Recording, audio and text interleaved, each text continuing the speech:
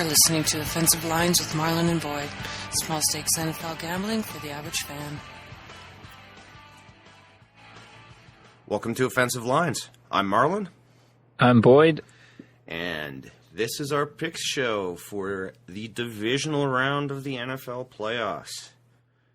And I just want to say right off the top, for a divisional round of a playoff, I've never seen four spreads this high as a collective group. No. Well, it goes to a bigger point that we've been making all year. The league shit. Yep. And even being above average means there's a lot of separation between you and the shit. Yeah, but is there? Are some of these spreads out of whack? That's possible too, but because the hosting teams are four of the more consistent teams we've seen in this shit year, what else is Vegas going to do? Like, you got to try to get action on the dogs somehow. And the only reason the one game's lower than the rest is because Dallas is involved. And Aaron Rodgers has a calf injury. But it's just, it's Dallas people betting more than... that's true. They are a very public team. The Green Bay is as well. Yeah. But I think Dallas fans bet more than Green Bay fans. That's just my thinking. Yeah. Good old Midwestern responsibility and conservatism versus boom or bust Texas. I don't think you're wrong. Okay, but we should get right to the picks. First game of the weekend, Baltimore are 7-point underdogs going to New England. Well, that seems a little high, doesn't it? It does to me as well. Doesn't Baltimore always give New England fits in New England? Haven't they beat them like twice there in the playoffs? And almost three times, except for that missed field goal kick by Billy Cundiff. Yeah, cost him his job. Yeah, and he got cut in Cleveland this year, too. So, the spread seems a little high to me.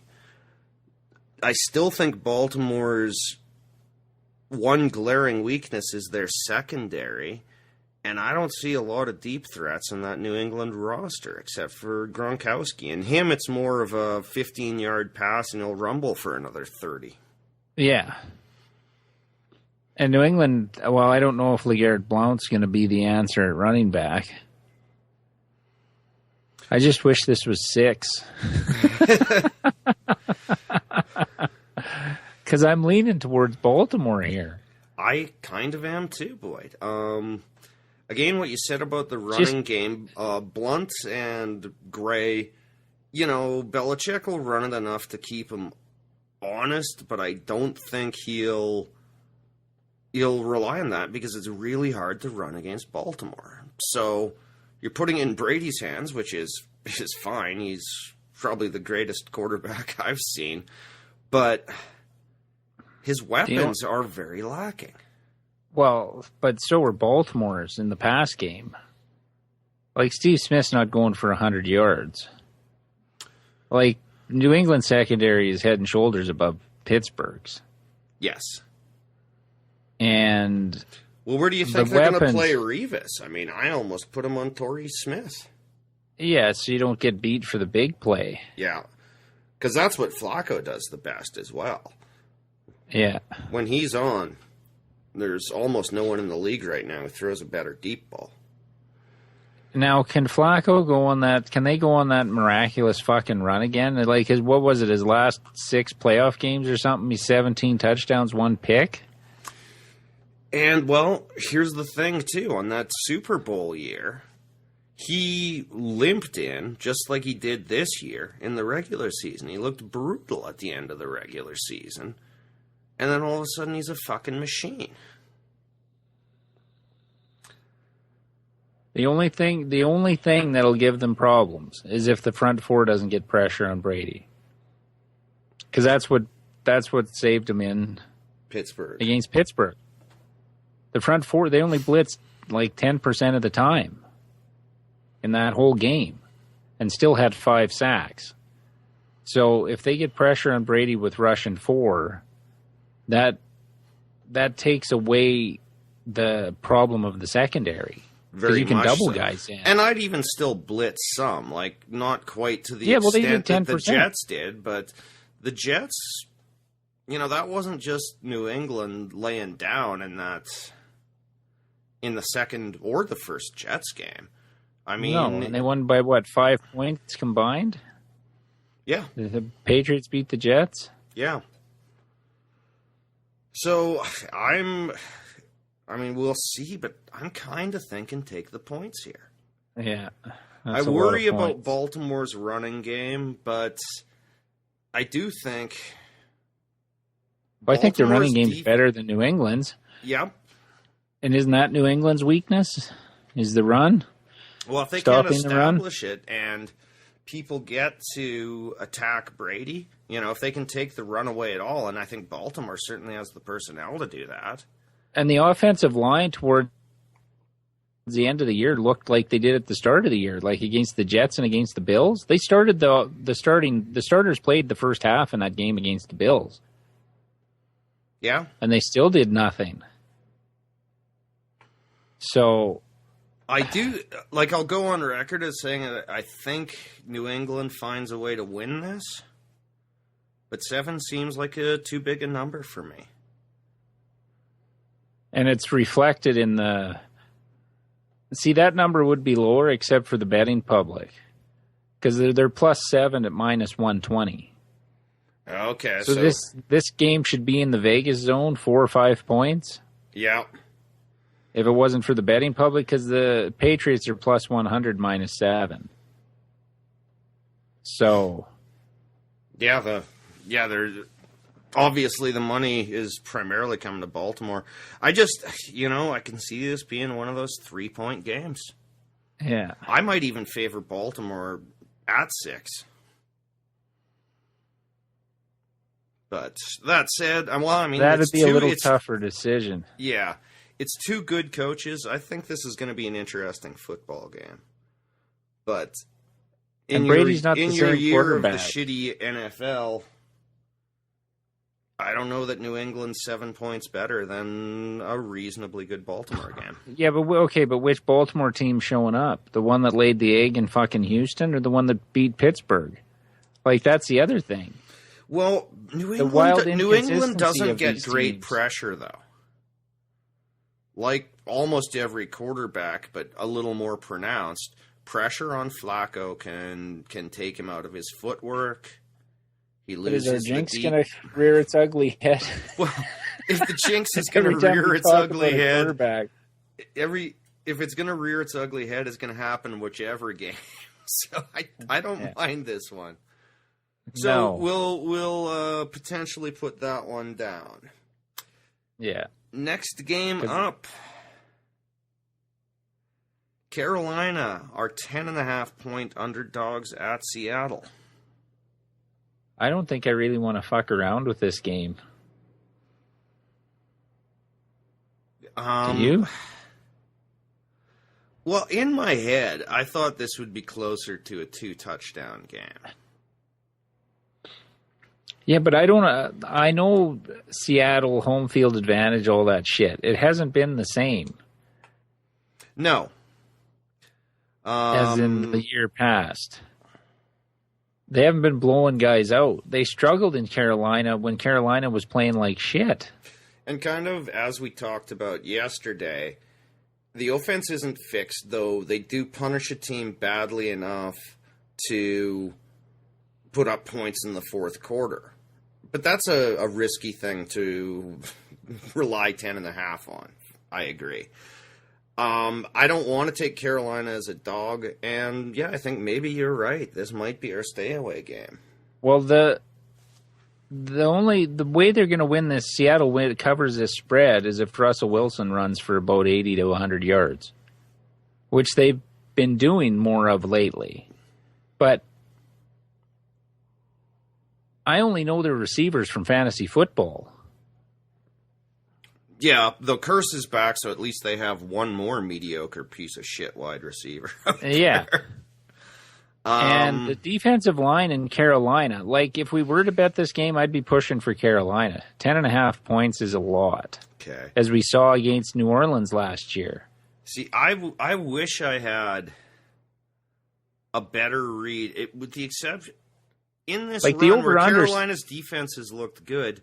The only offense that had usually been good was Atlanta's, and they did shut them down. So, and the over-under on this game's 39.5.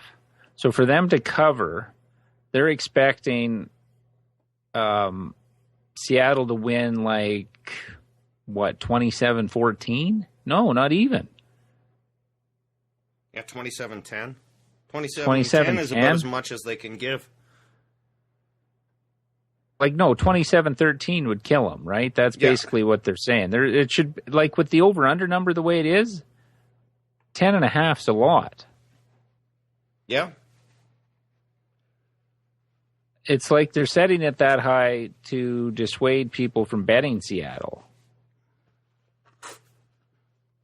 Yeah, and definitely to parlay the you can't parlay the under in Seattle in this game comfortably, and even, can you?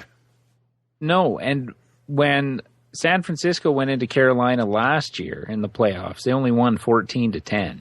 New Orleans even made a game of it for most of it last year. Yeah, but I was talking on the Carolina side. Carolina only gave up 14 points to San Francisco last year. Yeah. And Seattle had trouble with Kaepernick running the ball last year in the playoffs. That was what gave them fits. Now, and I know Newton's banged up. Yeah.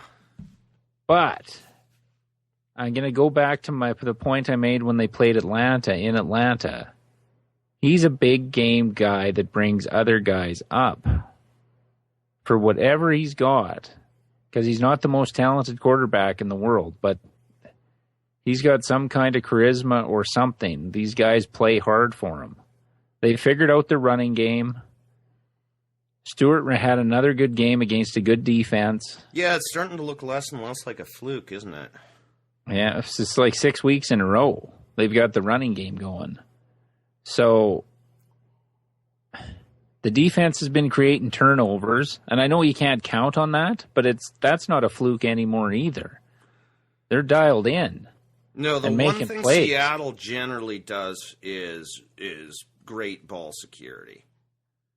Like, I don't know the numbers offhand, but they're not a turnover-prone team, because one of the best things about Wilson is he will throw it away in any circumstance rather than throw a tight window in there. Yeah. He understands how the team is built. So he is capable of making those decisions. No, I think you've swayed me, but I'm not crazy about betting it yet. But we'll see how bad the argument is on the next two. Yeah, exactly. Exactly. But I do think you've brought me around a bit on the game. Like, Seattle doesn't score a lot of points either. No, like as I said, though, they have in the last few games, but as we talked about, they were late. One game against Arizona. They put up a fair number against the Rams by the end. But that was, it was 20-6. It's 20-6. They're basically Detroit on offense.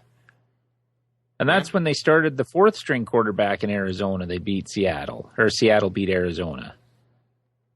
That's when after that game they decided to stick with Lindley. Which I couldn't figure out why you started the fucking fourth stringer against Seattle's D. I don't see why you didn't sign a journeyman as soon as Carson Palmer was out. The only name that came up was fucking, when Stan couldn't come back, was Kurt Warner. Oh, I know. But and that's why a guy like Matt Hasselbeck has a job in Indy. Yep. Like, why wouldn't you go after someone like him? At least he's proven. And he would learn the system in less than you don't usually need your backup quarterback till Well, unless you're Tennessee, it's week 3 every year. But most teams get halfway point before quarterbacks start getting banged up.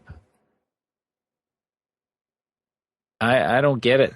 Like, he's what you need in a situation like Arizona was in.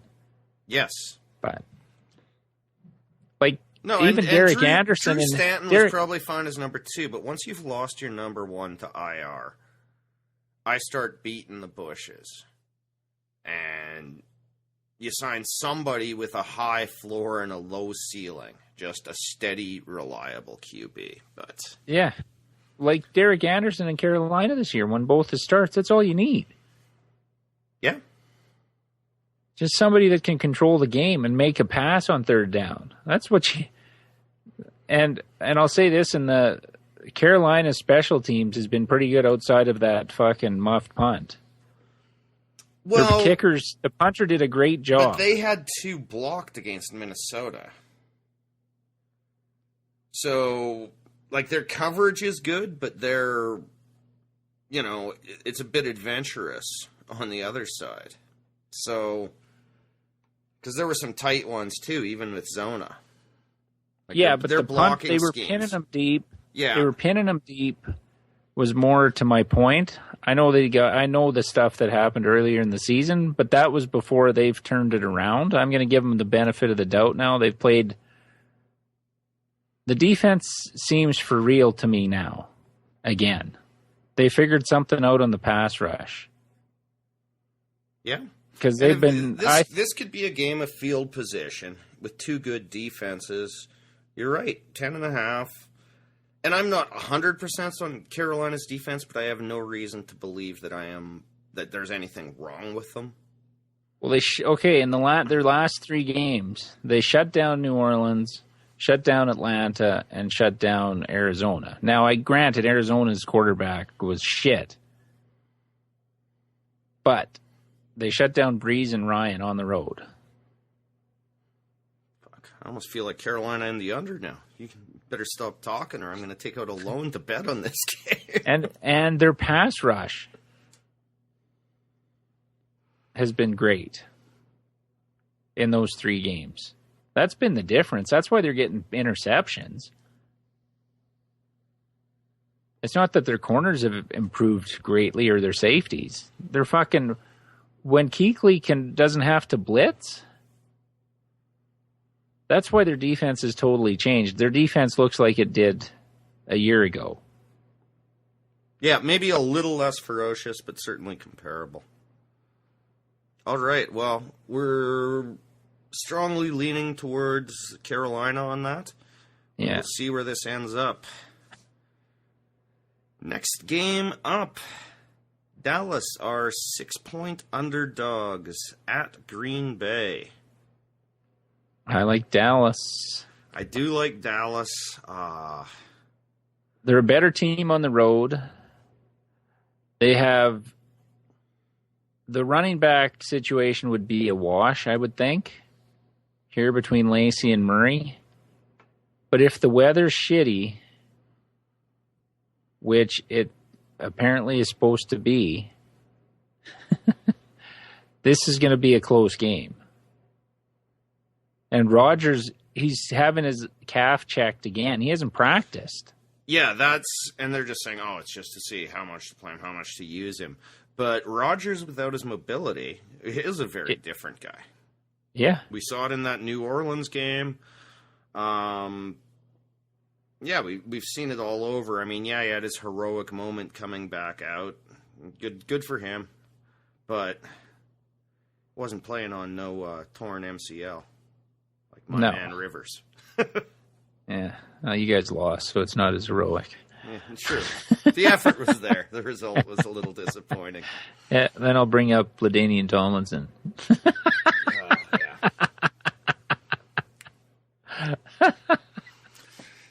So many horrible memories. Why I watch this sport and cheer for the Chargers sometimes. I don't even know why you brought that up about Rivers. I wasn't even thinking of Tomlinson. And then I'll trump it all with Steve McNair. Thank you very much. No, I'm leaning towards Dallas, but both of these teams I don't utterly trust. I mean, if we didn't bet this game, it wouldn't break my heart. Okay, well, simply because, like, I do like your general idea that I think Green Bay struggles with good running backs, and DeMarco Murray should run it. I can't think of Romo in shitty weather games. I honestly can't bring up a mental image at all. Can you? no. So But I that's think a bit of a wild card. Here should be the game plan. Now, I don't know if the Ginger Nightmare 2.0 will stick with this game plan. Their best games and the best their defenses played is when they took the air out of the ball this year. And Murray was the focal point of the offense. And Yes. how do you beat a team like Green Bay that can expose maybe some of your weakness in the secondary? You fucking limit the amount of times they have the ball. Yep. Shorten the That game should be to the quote game Mr. plan. Parcells. This should be the game plan. Make them stop DeMarco Murray. Give it to him 25 to 30 times. And if you have the offensive line that's the best in football that everybody's said all year, then you should be able to ram it down their throats. Now, that said, Detroit beat the holy living shit out of Yeah, but they Romo did that last to week. a lot of teams. Yeah, year. and they also, I mean, one thing to your argument is DeMarco Murray only carried the ball 17 times, which for him is like a day off this year. But that was a factor of getting down 14-0 too, and being down 20-7. They mixed it in stuffed here him and pretty there. Good. They stuffed him pretty good. They did a good job on Murray out of the backfield, Detroit. But they were the number that's one not rush a surprise. defense Yeah, I was about to say that's in not football. a surprise. Running against that wall is much, much different than running against Green Bay, Yes. whose defense has been playing pretty well since they've made Clay Matthews almost a Mike linebacker. Yeah.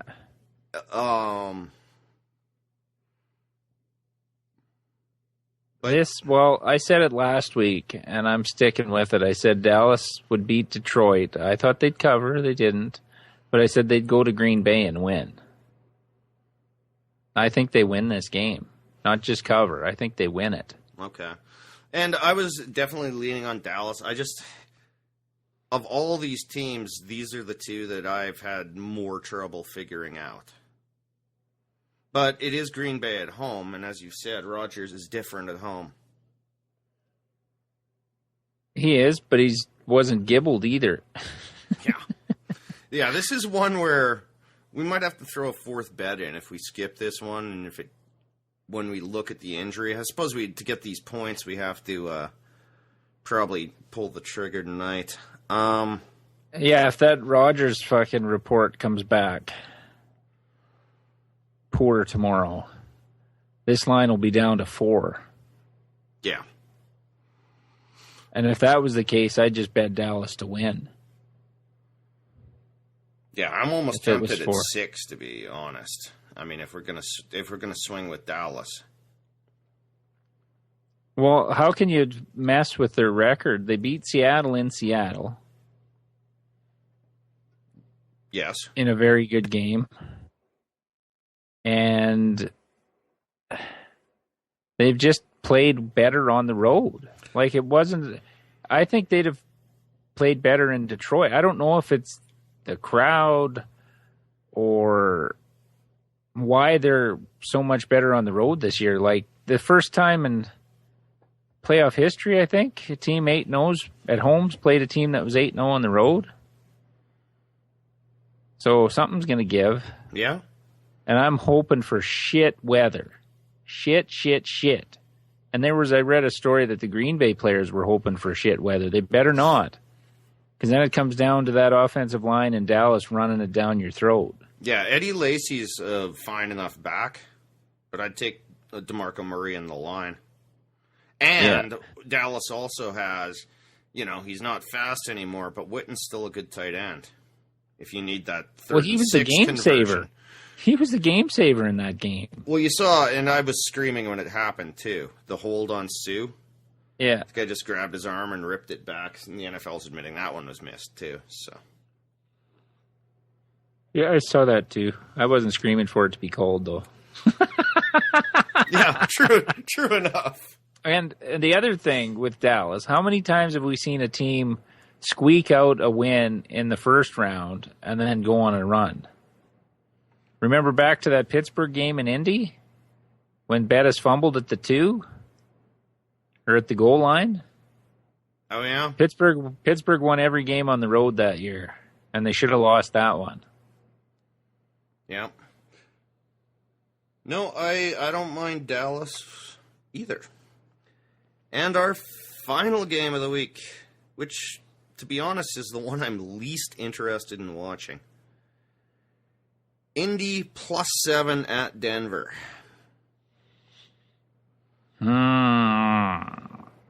See, what scares me about Denver and 7 is we've talked about it for the last 5-6 weeks. Denver going to the power running game isn't because they want to go to the power running game. There's something wrong with Manning. Yes, and we have talked about this for weeks. But when have you ever seen Peyton Manning, when he's healthy, let anybody run a power running game? At the start of the year, or even when Hillman was in, there was games he touched the ball like 6 times. And in the last few games I've watched, yeah, Peyton Manning is still able to throw that arcing ball over a defender, that soft arc that drops right in the breadbasket. I have not seen him throw a flat ball past 10 yards. Like, there's deep. no fucking zip. Yeah, but even like the crossing routes, the short crossing routes, he used to fire that thing flat. It was a goddamn laser beam. And I'm not seeing the same velocity. All the balls look lazy to me. Yeah. So it's never been a Peyton Manning offense. I know Indy's defense is horrible. Indy's a terrible team with one great player, a potentially excellent receiver who right now is very good because he can still be taken out of games and will make some drops in Hilton. Average tight ends, no running game, but I don't feel comfortable betting on Peyton's noodle arm. Fuck. And maybe he was just resting it, but I don't know. When I've watched, I've watched about the last 3 Denver games, and seriously, I cannot see a flat ball coming out of that backfield. But how does Indy cover those receivers? Oh, I don't think Indy covers the receivers. I don't think if Peyton is hurt and Denver goes to a pure power running game, I don't think Indy could shut that down.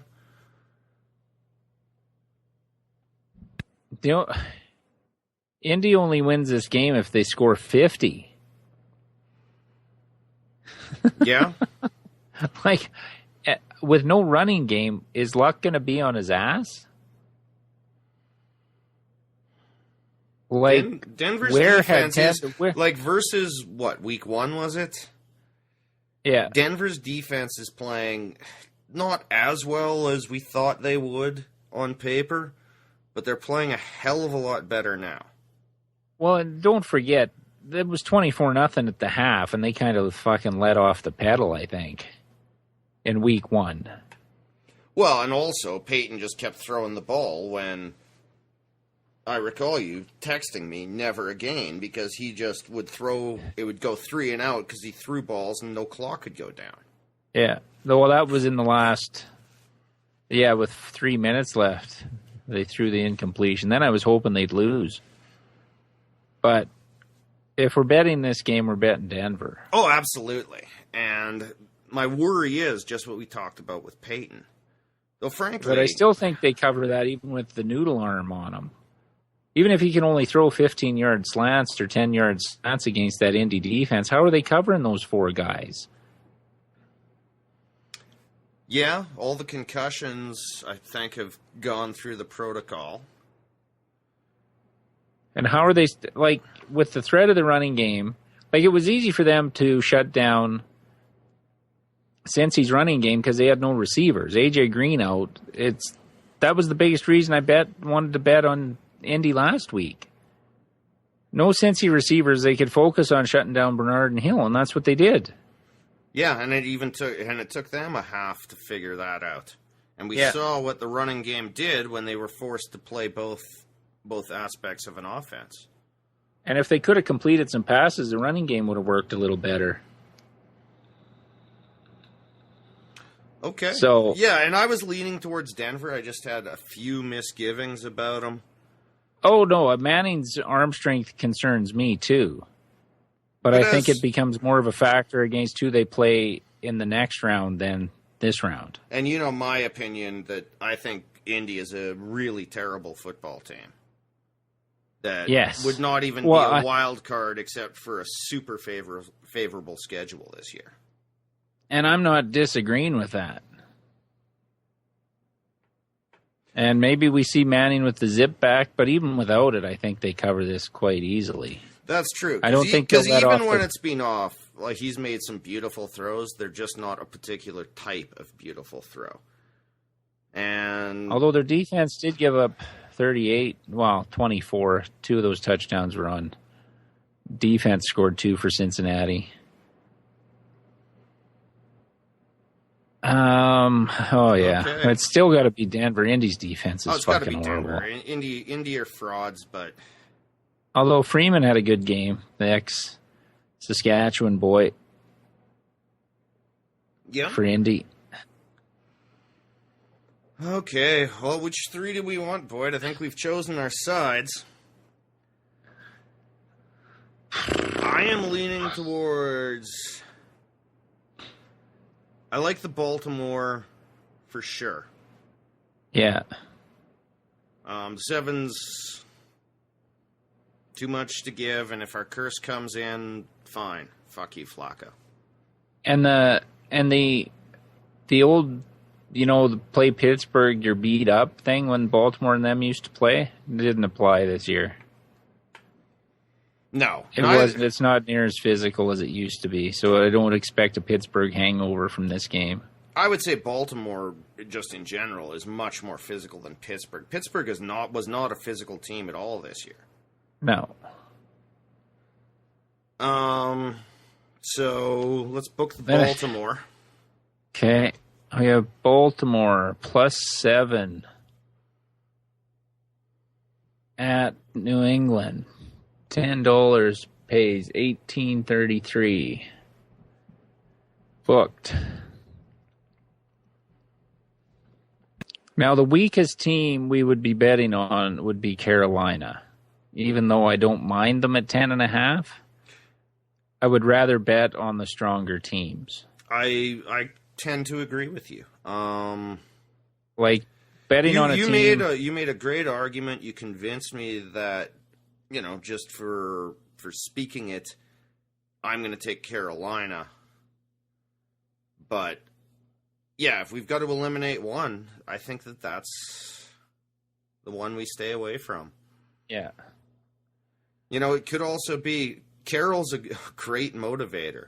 Seattle has a chance to repeat. They're not looking through this game.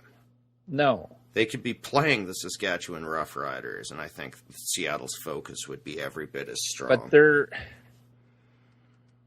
this was the game they struggled in the playoffs last year, that first game of the playoffs against New Orleans.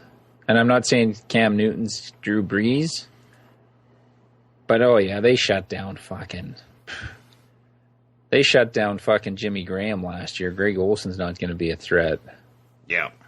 And Kelvin Benjamin doesn't have the speed to separate from elite corners. So. And he's still got a pretty serious case of the drops. I like Kelvin Benjamin a lot, but when that ball's coming right at his hands, and if I'm on the Carolina side, my heart skips a beat because you just never know. Now, He'll don't drop get me easy wrong. ones and make ridiculous ones. I would love to see Newton and the Panthers win this game outright. Would love it. Would absolutely love it. Okay. No, just it would be good for foot. It would fucking shake things up. It would shake things up, but you're also the guy. Where's the good team? I think Seattle. Well, that helps prove my point. Yes, if Carolina wins, but I don't think that's because even happen. Seattle at 12-4 didn't fucking blow the doors off anybody. They're playing the best out of anybody right now, but they're not a dominant team. Their defense has played really well. Their offense is still crap. They have no receivers, no tight end, and Marshawn Lynch and Russell Wilson do the majority of the work. And I wouldn't be surprised if Russell Wilson had between 100 and 150 yards passing. Yeah, but Seattle is a team that can win with that number. No, I know. Oh, I know. I'm just saying, like, that's just as much in play as 300 yards passing. Yep. But, oh, yeah. I think there's a higher likelihood of less than 150 than over 300. Because New Orleans' defense wasn't exactly gangbusters last year. But, and he put up 100. So. All right. So we're taking Dallas in the next game. Yeah, we're thinking, part of our logic on this is definitely Rodgers' health. Because, again, if he can't move around, I think Dallas will be able to get to him. They started to get a good rush on Stafford by the end of that last game. So we're taking... They had a bad quarter. They had one bad quarter of the defense.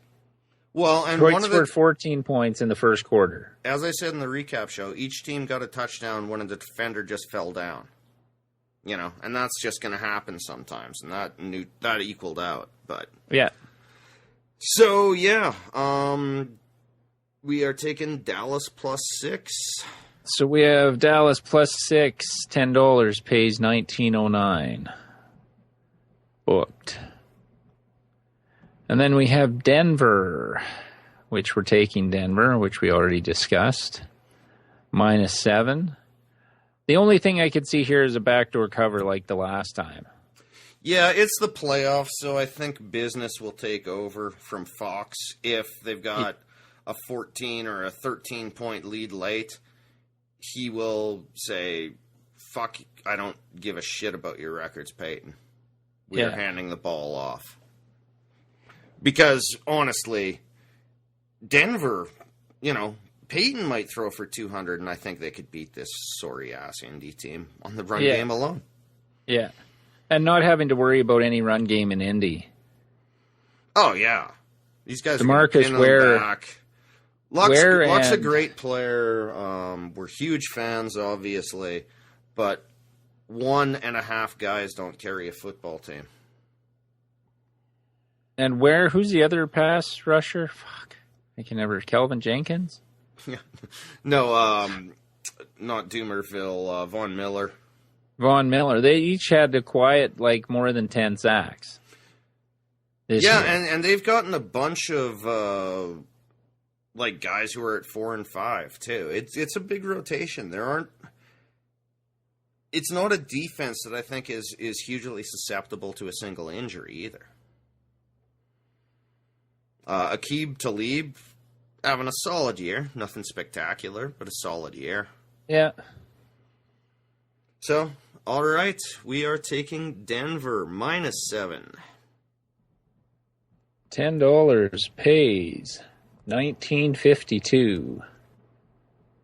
It is booked. All right, that surprises me a little that the money's on Indy. Yeah. I guess well, it's just first round Peyton history. And it could rear its ugly head again. Nah, that defense isn't Baltimore's defense from 2 years ago or anything like that.